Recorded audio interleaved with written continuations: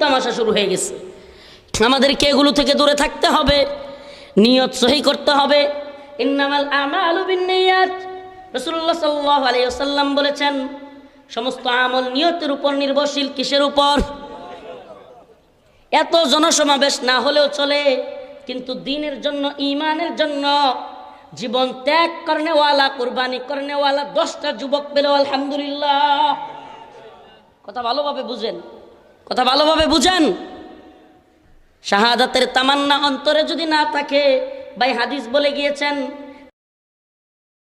না থাকে, মাম্মাতা ওয়ালাম ইয়াগজু ওয়ালাম ইউহাদ্দিস নাফসাহু বিগজবিন মাতা আলা শুবাতিন মিনান নিফাক।